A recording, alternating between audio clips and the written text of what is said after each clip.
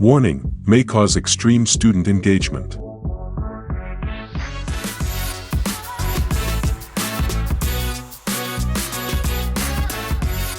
Welcome to the Digital Dish. Your go-to podcast for all things tech and education. Yay, welcome back. Welcome back. Woohoo. Hope Digital everybody is doing fantastically. Besides the snow. Yeah.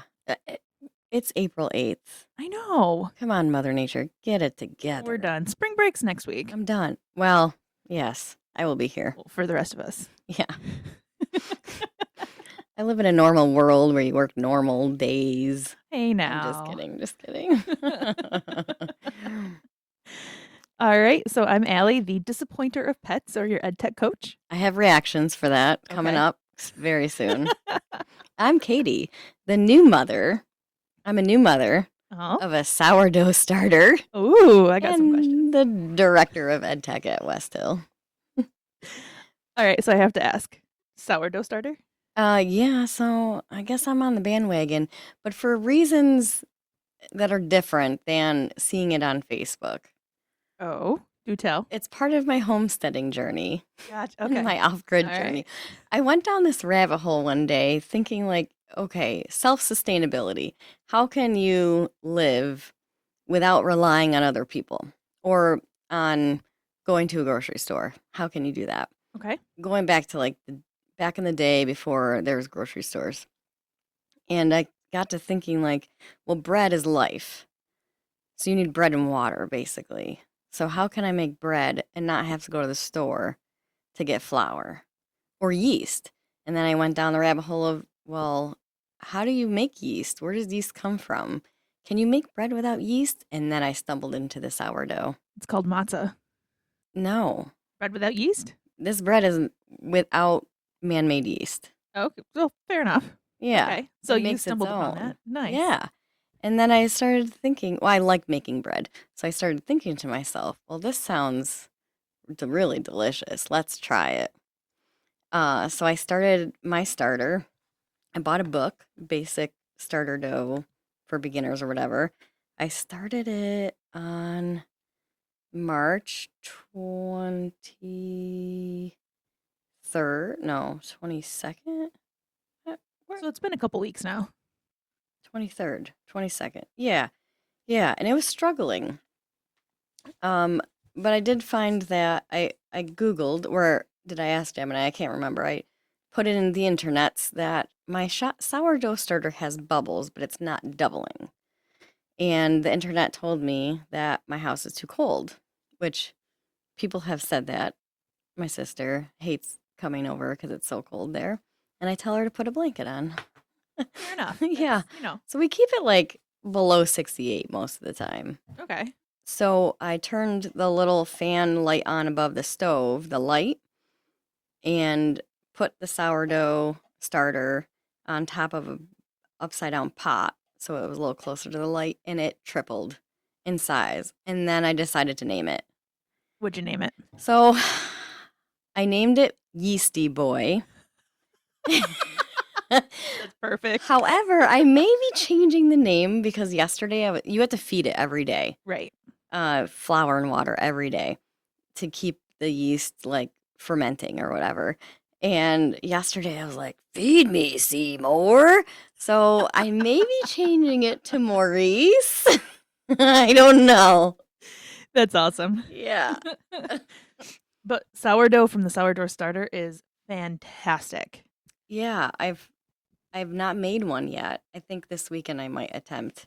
Awesome. No, Yeah. my brother did it for a long time, and then he made it for, I don't know, Thanksgiving or something, and it was so good. So good. So good. I'm having deja vu. Did we talk about this last week when we didn't record? Not about sourdough. No? No, I don't think so. Okay, weird. Okay. So last week we were both having an issue, so we chose not to we were record. feeling a little under the weather. So instead of not, being our authentic selves like we always are, we Mm-hmm. decided to just not record. I think it would have turned out really boring Agreed. and lackluster.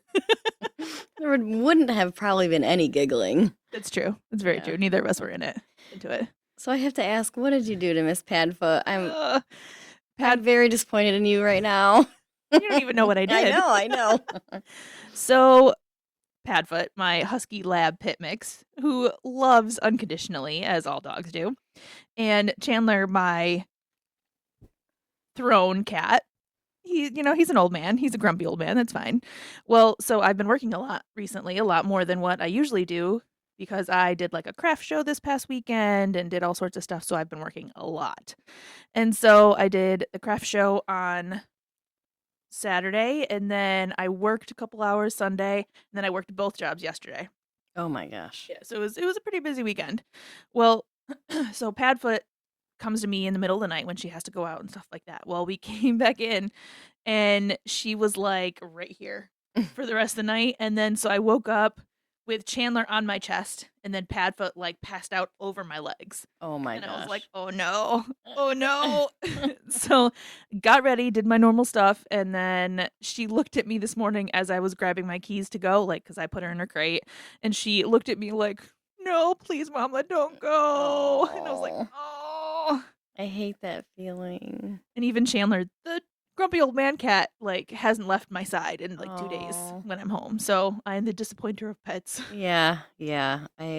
hear that. I feel that hard. Yeah. I spent all weekend home. I went to the store maybe, but I didn't really do much. Good for We you. took the dogs running on Saturday morning in the rain. Blah. But Monday morning when I was getting ready to go to work, like you could see Max just like he was so sad. I Oh, know. He that's loves me sad. so much. That's a good thing. Yeah. But yeah, so that is my disappointer of pet story for today. Nice. Nice. Because pet just feels. Yeah, Max does too. He has all the feels. It's so cute. If you really pay attention to these animals, they just have these hearts, huge hearts, you know.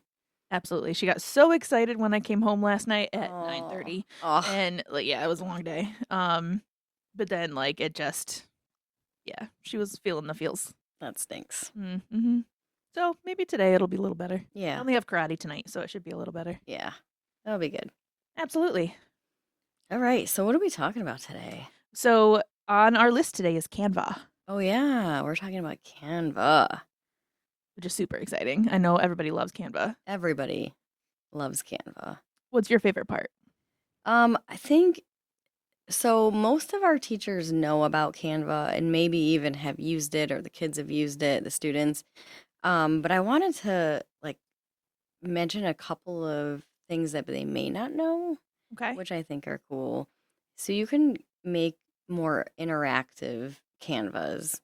You can add interactive questions to a Canva and have, if you post it in your Google Classroom, like they can vote on things and you can, let's say you have like an infograph.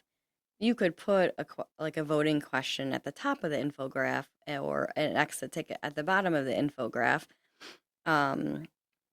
which is pretty cool. There's a couple of different styles of questions, and you can make it look really neat. So I thought that was I hadn't seen that until recently. That's awesome. Yeah, That's great. And I know that we were playing around with like the classroom feature. yeah, that was really hard for me to understand. It was a little bit on the more difficult side. I think it's coming. Yeah, probably. Yeah. It'd be nice if they made it like a Google Classroom add-on 100%. Maybe that's Hello. coming. out there.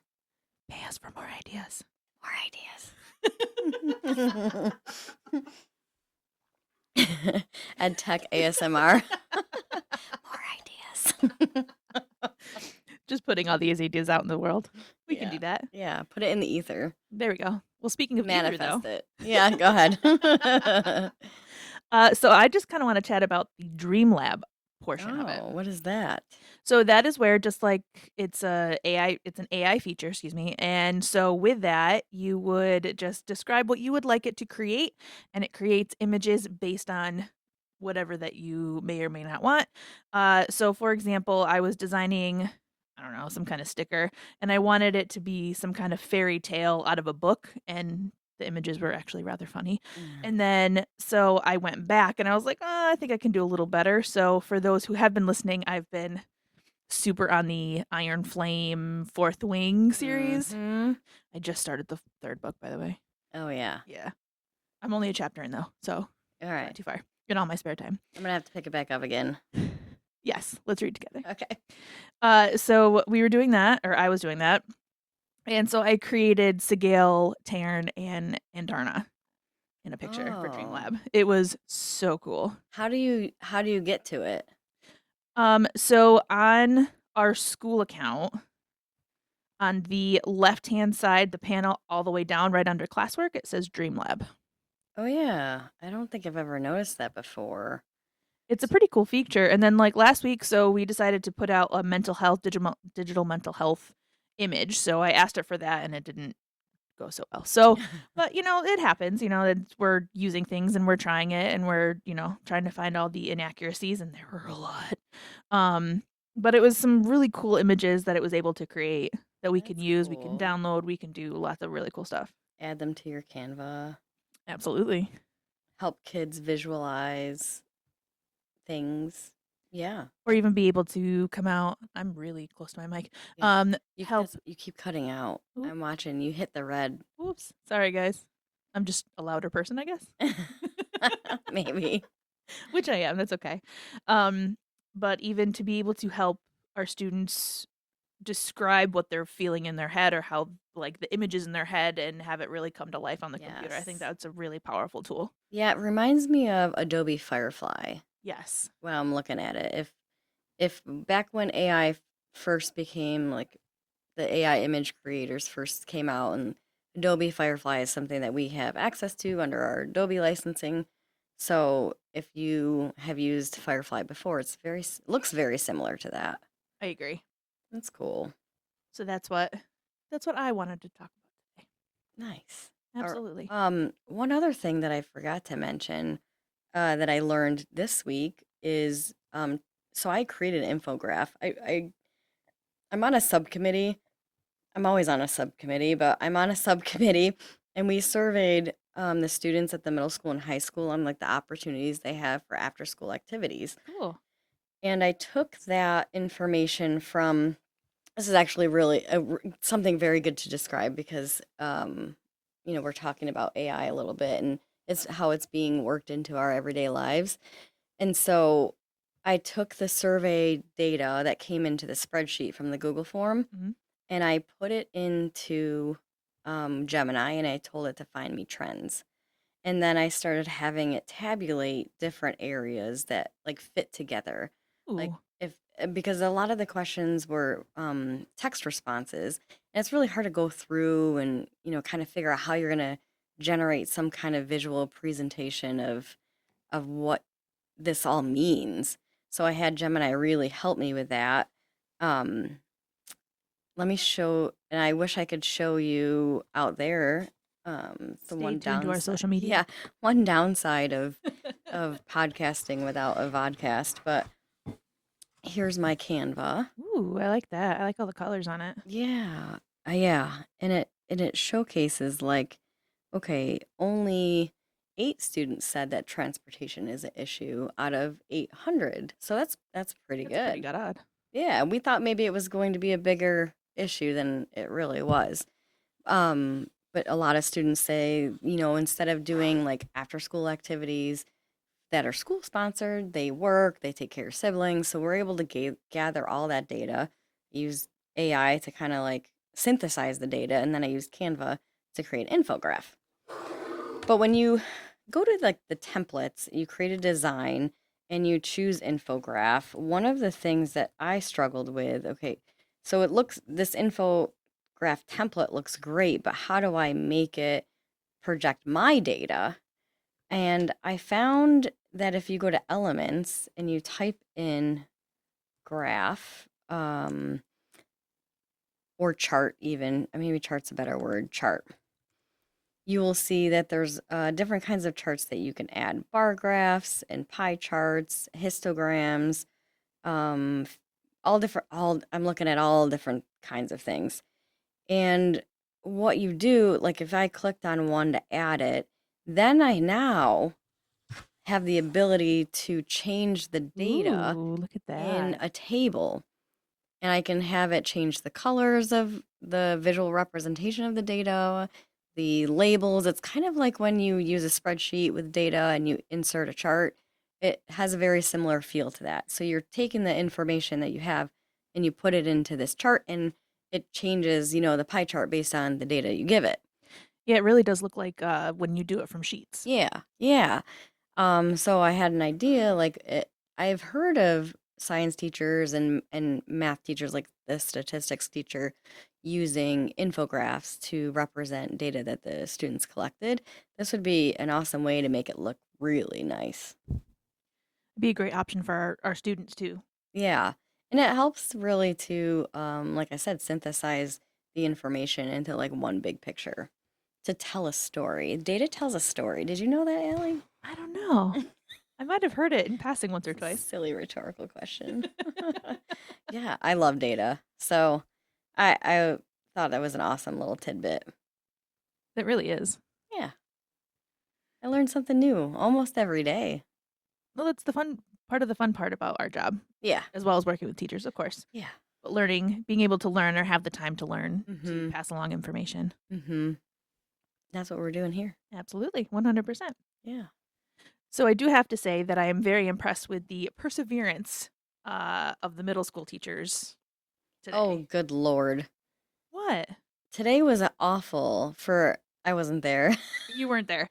It was But so bad. I But the felt the teachers were like, stress. let's go. Yeah. I got calls, I got emails, I got texts. I felt the stress. Yeah, so do you want to So today, a lot of classrooms across the entire state decided, hey, let's take the computer-based testing for third It's through been eighth. scheduled for many months. Well, yes, Yeah. yes, 100%. Well, the window opened 2 Let's days not ago. sugarcoat it, Allie. No, I'm just kidding. Well, Yeah, no, you're right. it's fine. We have it scheduled. It was on the calendar. Absolutely. It was scheduled on the calendar, but a lot of, especially across our region, like I feel like everybody, because once Mhm. once it failed, like all the chats were going crazy, and I Yeah. was like, oh no. Yep. Yep. So unfortunately, there was nothing that we could do because it was on a state level, which happens frequently. Um, but I'm still impressed with all the perseverance from not only the students, which I know they were really frustrated, but also the teachers too. Mhm. Yeah, it was a little stressful this morning. A little bit. And so on top of that, and what most people don't see, in my role, I don't just see or hear from, teachers or principals that are having issues like that. I got maybe like 8 or 9 different messages at the same exact time. But then on top of that, the new Chrome update that came out recently started having issues with loading web pages. So we got like 4 or 5 tickets on that, and then the casting was not working, and I think it's from the Chrome update. And so I was also doing research and reaching out to different groups that I have, technical side of the group of the coin, to figure out like, oh, if we're experiencing this, then other people probably are, and other districts were experiencing issues with the version of Chrome that we were on. So I was doing that at the same time as the testing issues. It was a little bit nuts this morning. But that's okay. That's the perseverance and learning new things, and Yeah. now we can go forward from here. I wish I could control everything that happens sometimes, but I can't. And from my perspective, it's hard when I can't, because I can't and I want to help, but Right. I can't. It's so hard. My hands are tied. Oh, it is really frustrating, and I know that some teachers and some students, when I come up, like if there's a question or an issue, or oh hey, this isn't loading, like, and my first response is restart your computer. Yeah. Like everybody gets frustrated. I understand Yeah. that, but it's 101, and usually that Yeah. fixes the problem. Today it did not. A So lot of times it does fix the problem. I always try to put it to people like, how when you need a nap, like you're so frazzled and your brain hurts and you can't, like your cup is full, you can't take on any more anything intellectually, emotionally, and you take a nap and you feel 100% better. That's what it's like for a computer. Sometimes it just like forgets to do something, and then if you restart it, it's like, okay, I'm back on track. right, absolutely. Or working out, or whenever we do any of those really great digital mental health Yeah, stuff that we suggested last week. tying it all back. Yes. Tying it all back together. We're all good. That's what good comedians do. All right. So how did the superintendent's day go? I think it went pretty well. I had a Nice. lot of people in my sessions. That's awesome. Yeah, we did pair assessment for beginners, and then question types was the second session, and the third session was just an intro to AI. But what was fun about that is I really pared that presentation down to have more hands-on experience, and I went over some of like the new updates in Gemini with the gems and Canvas and deep research, and we did a little bit of Notebook LM. But Rick Chapman, the assistant superintendent for curriculum, also ran sessions on Notebook LM. Nice. So I think it was a great day. Like we had some really positive feedback, and yeah, it's great. That's awesome. How was yours? What did you do? I ended up doing Legos. It was Lego brick cues for FP, Fabius Pompey. And so I went all the way out there and it was great, but he wasn't entirely sure how many would be in there. And I didn't think about the internet connection issue. So I walked in, I was like, first I got lost because there is really kind of confusing. So I ended up, my GPS brought me directly to the high school, not to the elementary school, Oh, because it's split, but it's only like a quarter mile away from each other. So it's like totally understand. So I called and I got really frustrated, but I was like, I'm gonna still do it. Like, let's go. I'm really excited about it. And 8 people ended up showing up, and then I couldn't cast. So I was like, all right, we're gonna do this blind. Let's go. Let's go. But it worked out really, really well. good. So before any of the teachers left, they all signed up for different sessions. Well, the opportunity to be able to use their brick cue sets. Oh, nice. So Oh, it was that's it was awesome. really exciting. So that was a good time. A day in the life of a teacher and or trainer. Nothing ever goes as smoothly as you expect it to. Nope, that's why we need to know our stuff. Yeah. Which we all do, which is Sure. fantastic. Yeah. But yeah, so and then Ken Shelton was on Friday, which is exciting. Yeah. Yeah. That's awesome. It was really good. Do you want to give us like a 30-second elevator speech rundown of Yeah, I Ken know we both Shelton? looked at the clock. I know. So Ken Shelton is a former educator who is very versed in the world of AI and how to not only link it to what teachers do, but also to really fully implement it into the classroom and to help our students use it as a thought partner and to further their learning than what it has been in the past. So he spent all day and we did a lot of different activities. He's a phenomenal speaker. Very engaging. He's so good. You can look him up on YouTube probably. If you search his name, Ken Shelton, then like he's been on different podcasts or vodcasts or any of the above, and so you'll find a whole bunch of them. Yeah. Yeah, I've seen him before. He's good. I purchased his book. Oh my gosh. I You're a know. fangirl. I really am. I'm kidding. Really am. But then I was looking at the stack of books that I'm like Yeah. trying to get through, and I was like, oh, this will take me through the summer. Yeah.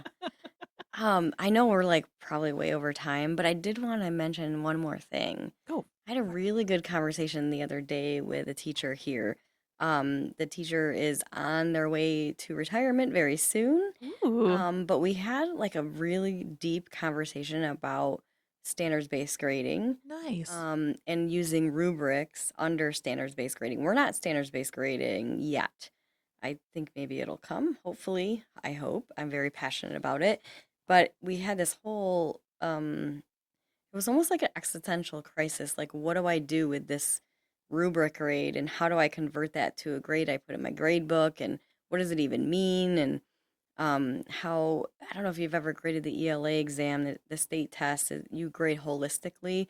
So you're grading it a 3 or a 4 or a 2 or a 1 on a 4-point scale, and 4 is exceeding mastery and 3 is meeting mastery. So is a 3 a 100 or is a 3 an 85? Like, how does that convert? So it was really good. We don't have the answers, but it was really good conversation. That's awesome. Yeah. Made me think real deeply. That's awesome. Way to go. Thanks. It's cool. And I'm still learning about it, but anyway, we have to go. Yes, we do. Thanks, guys. Well, wait. Oh. Where can you Yeah. find us? Oh, we have a website. I'm assuming that if they're listening, they know how to find us, but we should probably mention it just in case. Just in case. Just in case. I don't know. You never know who might, be listening to us. Yeah. So we do have a website. It's bit.ly/digitaldishpod. Yep. You can email us. I'm in district every Tuesday, but I'm pretty on top of my email. Allie is very responsive, and I'm here every day. Katie's also pretty responsive. And I have an appointment calendar that I love at the bottom of my signature that allows you to book time, whenever is convenient for you. So Awesome. it's so nice to have that. It's cool. Anyway, That's great. we're also on YouTube and Spotify and Apple Podcast. All right. All right. So now, thanks, guys. Yeah. Have a good one, everybody. Have a good one. Bye.